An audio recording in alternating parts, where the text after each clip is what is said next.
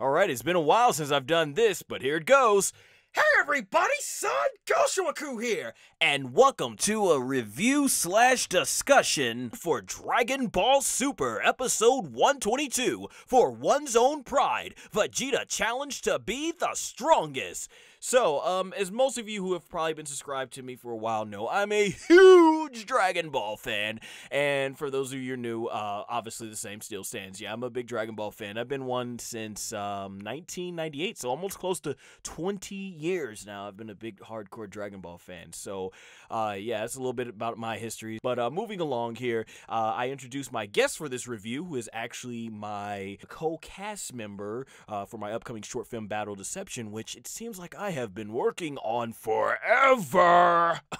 But yes, this is LittleMissUndead, who plays Ingano. So welcome, LittleMissUndead. Hey, how's it going? Well, you know me, I'm always keeping a positive mindset, so everything's going good with me. Good. Let the audience know a little brief history when it comes to Dragon Ball for you. Well, you know, been watching it since I was a little tot, teeter-tottering around. And yeah, it's fun. Awesome. I like watching these buff men punch each other in the face. It amuses me greatly. yeah, it's a very alpha show. Yeah.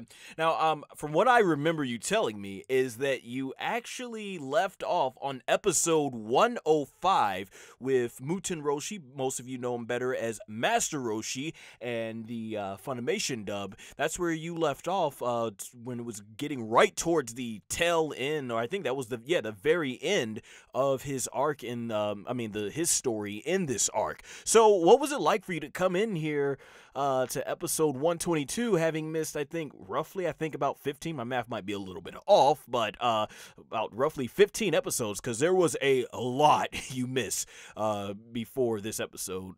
Well, I take it that all the characters, these new characters that I've been liking, are dead, which is very depressing, but I expected this. Gee, thanks for introducing all these characters only to kill them off. Thanks. Yeah, that's been one of my problems when it comes to Dragon Ball Super as well. Just, the introduction to all these new characters in all these new multiple universes, new gods, new angels, new Kaioshins, new characters from those multiple universes, and not every one of them gets a backstory, and we don't know a lot about them, and, you know, this would help make it for us to understand the characters a lot better, and basically, there you go, they're gone, they're killed off. Now, of course, in this world, with the Dragon Balls, you never know that, which actually leads into one of another issues that I've had with Dragon Ball Super, which is, you know, the tension is just not there like it was back with Dragon Ball and Dragon Ball Z. You know, like with this tournament example, we all know that by the end of Dragon Ball Z, Son Goku and all his friends are going to be alive and well, so it kind of takes the tension out of this. But moving on, let's get to the actual episode itself.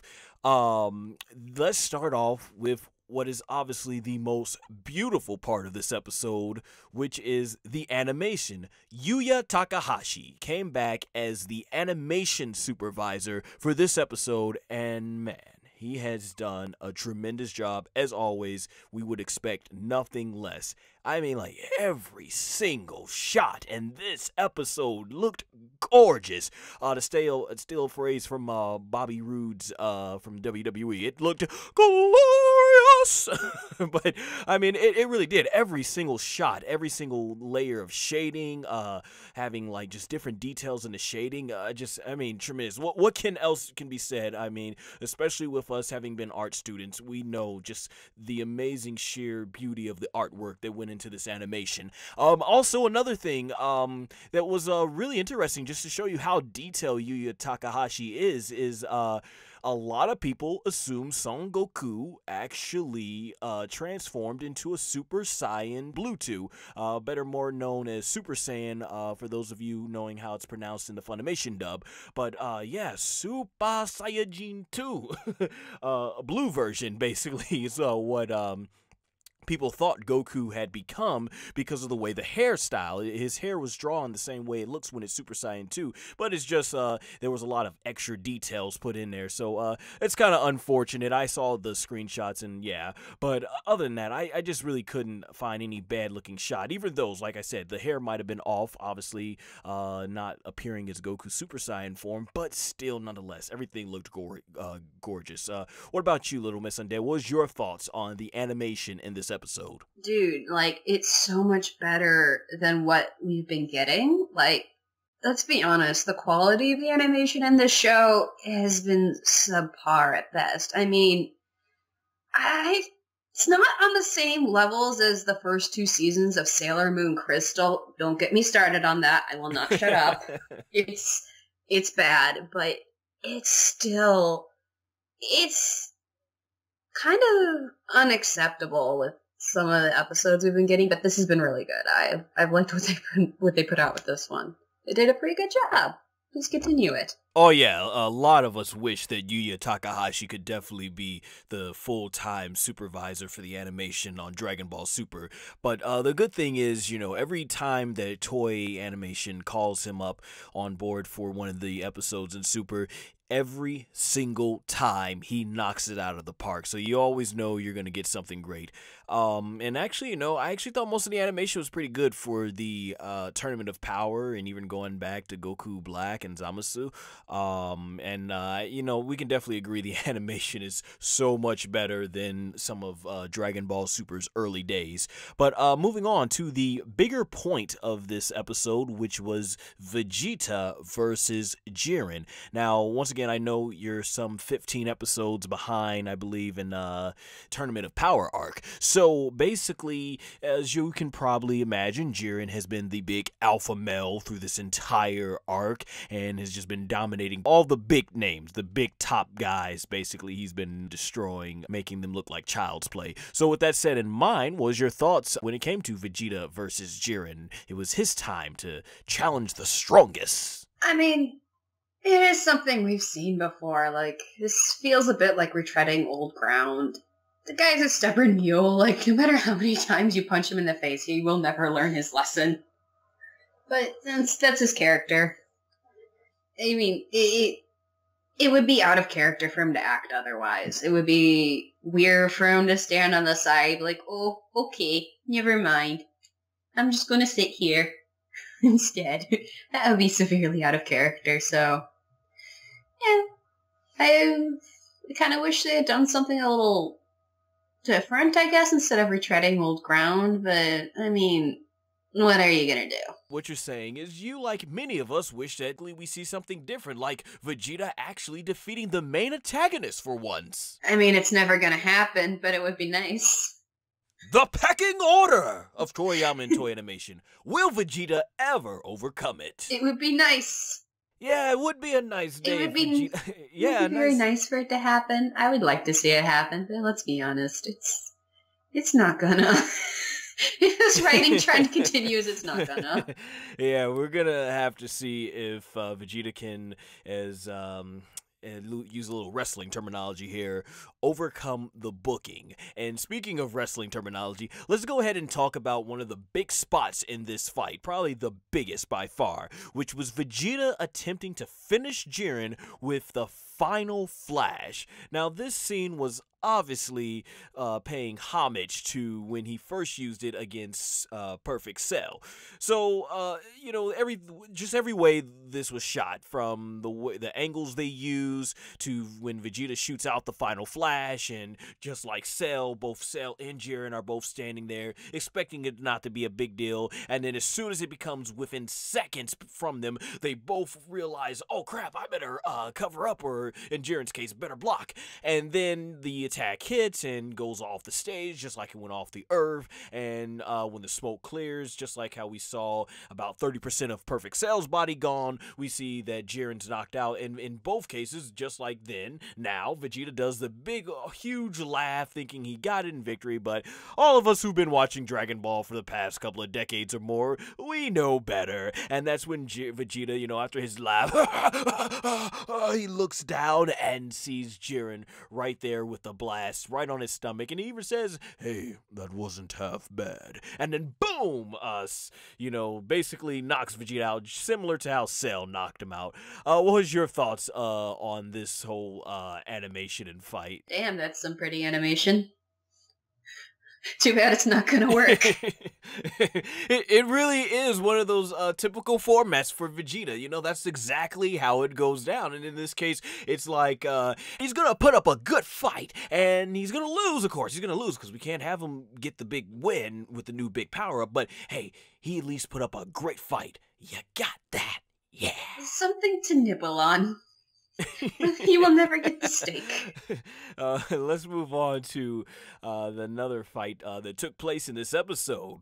Frieza versus Dispo. Once again, Ryusei Nakaho puts in a tremendous performance. I would like to talk about one of my favorite lines in this fight. Absolutely one of my favorite lines. It's when Dispo's all like, he's doing like the whole after image technique because he's moving so fast, and he's all like, "Sorry, but I'm the fastest in all the universe." And Frieza's like, "So your specialty is running away?" And I'm like, "Oh!" And you could tell it got totally under his skin because he's all like afterwards, "I see you're looking to die again." Oh, man. And then I like the part where Dispo or Frieza, he grabs, he uses his tail, and he's like, "It comes in a lot more handy, doesn't it?" And he's like, "Well, for me as well." And then Dispo just takes off, and you see the sheer look and horror in Frieza's face, the way he looks. And then, once again, more tribute done to Broly, where Dispo basically just smashes Frieza's face into the rocks. I mean, man, I was actually on Twitter, a friend of mine's from way back here on YouTube when I first started, Future Gohan SSJ2, he was tweeting, and it eventually got brought up where he was like, this is the most humiliation he's seen Frieza, and I'm like, yeah, I can't remember. I'm like, Frieza was greatly humbled this. I don't know. I don't think we've seen such a humiliation since Goku did the multiple slap on Frieza. But yeah, what was your thoughts on this part? Well, that's what you get for being a little shit. I don't even think I've ever asked you before. What is your thoughts on them bringing back one of the most iconic villains, Frieza? I mean, I get why they picked him and brought him back, but I still wanted Boo to fight. Yes, I wanted to see Majin Buu go pow, wow, wow, wow, wow. Okay, enough of that. But yes, how awesome would it have been to see that in the Tournament of Power? They keep teasing us with that. And then, Boo. Yeah, it's one of those things in Dragon Ball Super with the writing where Majin Buu keeps falling asleep as a way to write him out of the important battles. And I don't know about you, but for me, in Dragon Ball Z, when I found out at least that Fat Buu is going to be part of the whole Z Fighters family now, I'm like, oh man, he was such a tough opponent for them. I can't wait to see how great of an ally he's going to be now. And we've only seen him fight twice in Super because he needs to catch up on his Z's. I got that pun. Yeah, I figured you would. But what do you think about them using this method to write him out the story again and again? I mean, yeah, he is a story breaker. If you really let him in and let him cut loose, he would just break the story. I understand why they have to write him out, but it's like, okay, let's trust the evil galactic overlord. This is a great idea. What could go wrong? What could possibly go wrong? No, seriously, I think Endgame is that Frieza is going to just screw everybody over when they win. He's going to take the wish and screw everyone over, and Goku's going to be like, ah, shit.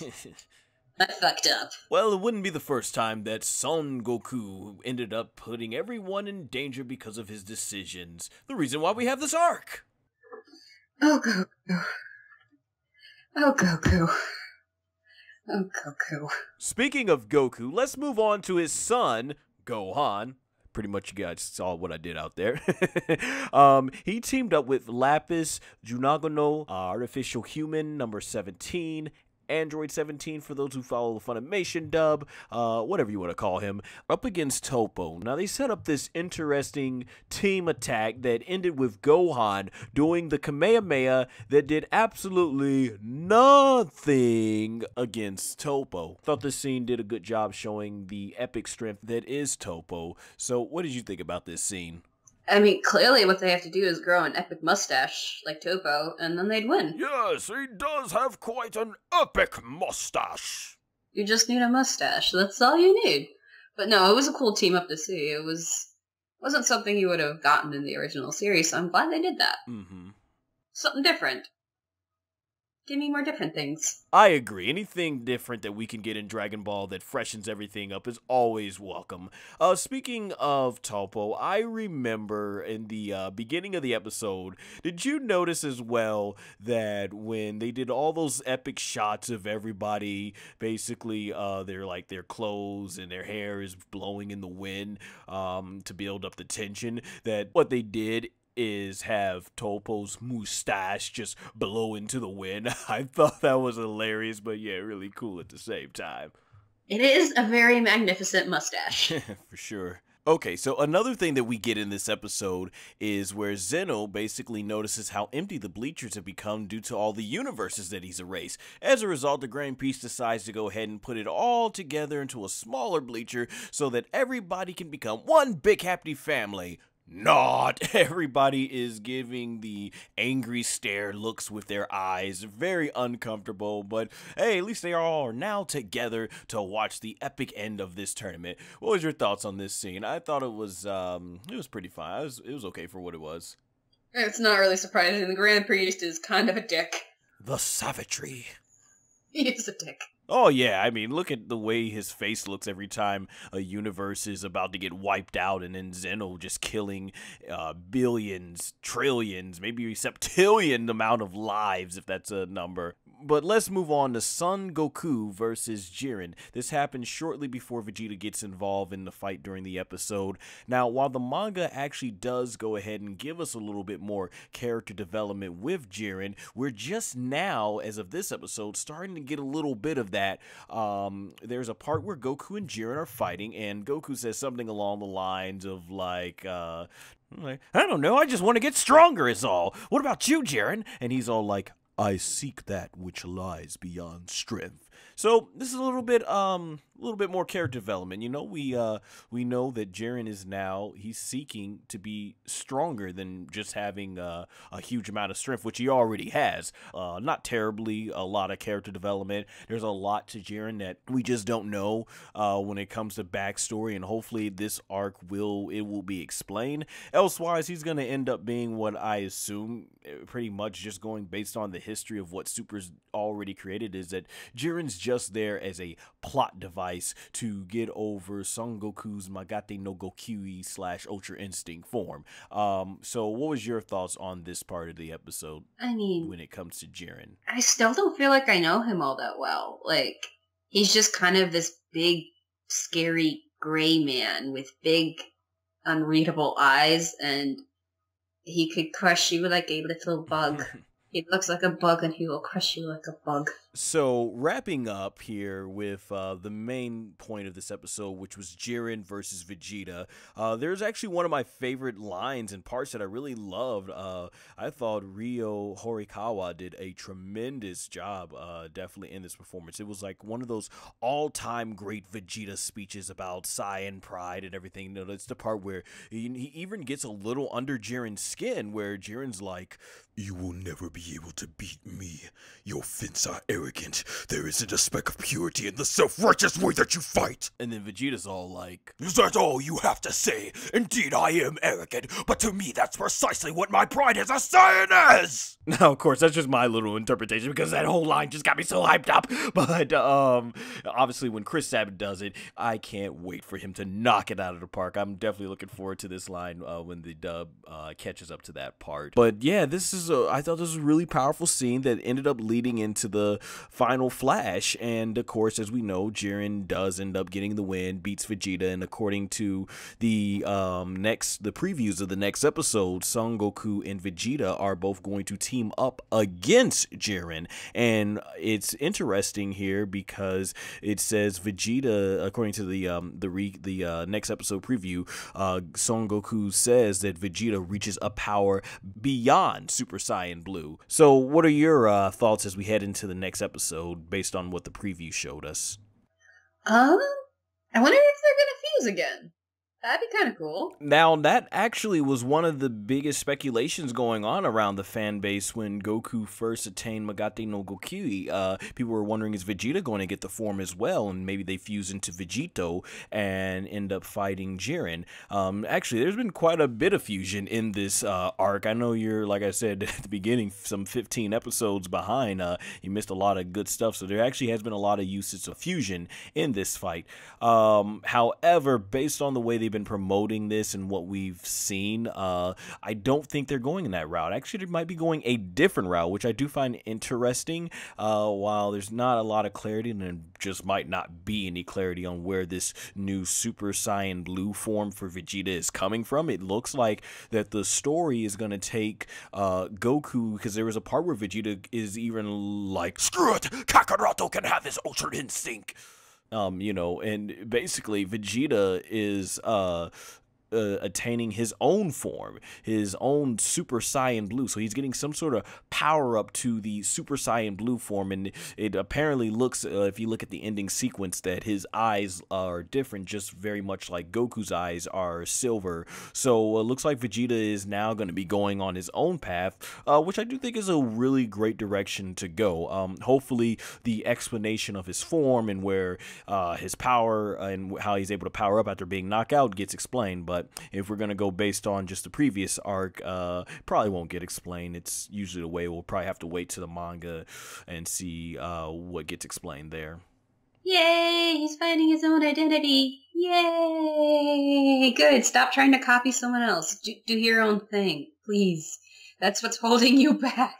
Definitely, I agree with that. But that's really what's holding him back, is he's constantly trying to copy someone else rather than finding his own path. I feel like if he did find his own way, then maybe we would finally get that moment for him. Yeah, it's one of those reasons why after they defeated Kid Buu, during the Kid Buu fight when Vegeta had that moment where he said Goku was #1, and you were hoping that this is the end of Vegeta basically trying to compare himself to Goku, and that he's going to finally, go his own path and for his own strength. But of course, in the manga, Toriyama actually retconned the end where Vegeta still states, even by the end of DBZ, that he will one day reach Goku's. He will one day surpass Goku. So he still has that about him. It just would be. It would just, especially in the Fakatsu no F movie / Resurrection F arc, I felt would have come full circle for Vegeta's whole entire character story if he finally let go of all the jealousy and anger and constantly comparing himself to Goku, focused on himself, and then he, in the end, ironically surpasses Kakaroto and finally ends up being the one to kill Frieza once and for all. Like, it just would have been a really good story and something that I think would have made it. And as much as I am a Son Goku fan, you actually remember you were with us and all our friends when we saw it when it came out in America at the selected limited time viewing in theaters. And do you remember how all of us had dropped jaws when Goku came back and finished off Frieza, and we were expecting Vegeta to, well, I guess, most of us were either expecting or at least hoping that Vegeta would get his big moment. Just fly right in and steal a kill. It'll be fine. I mean, he will never have his day. Let's hope that that moment does eventually come in Dragon Ball at some point. I mean, after all, for me, I personally think it would be a tremendous story to tell. Basically, just how when being jealous of others, you can't reach to your next level, to the goal you're trying to reach. But then when you let go of all that and you focus on yourself as a person, amazing. Look at how much your goals end up happening, and you succeed even past beyond what you thought. Just tremendous stuff like that, I think, would be like a nice little great message to tell through Vegeta's story. But we shall wait to see, because Dragon Ball Super is long from being done, and this discussion has actually gone on as long as the episode itself. With that said in mind, do you have anything you'd like to plug on social media, LittleMissUndead? I mean, I really don't use my Tumblr anymore, and I mean, I don't know. Maybe if you shoot me a message on... Oh, who am I kidding? I don't really have much in the way of social media anymore. I'm just sort of here. Well, until LittleMissUndead gets her social media life together, you guys can see her wonderful performance as Ngannou in my upcoming short film, Battle of Deception. And speaking of Battle of Deception, if you're an anime fan, however you prefer to pronounce it, shounen manga fan, or even anime adapted from shounen manga, as my film is inspired from those types of genres, basically my take at making a real-life anime. So, in the meantime, until the film is released, I have a lot of videos on my channel where you can view the teaser trailer, update videos, / non-spoiling interviews, behind the scenes. Basically, if you want to see all the hard work that's gone into this film for the past 5 years now. Also, make sure to subscribe here to my YouTube, followed by clicking the notification bell so that way you're notified when Battle of Deception and other content are released. As well as keep up to date with me by liking me on Facebook, follow me on Twitter, Instagram, and Tumblr. All links will be in the description below, and everyone, take care.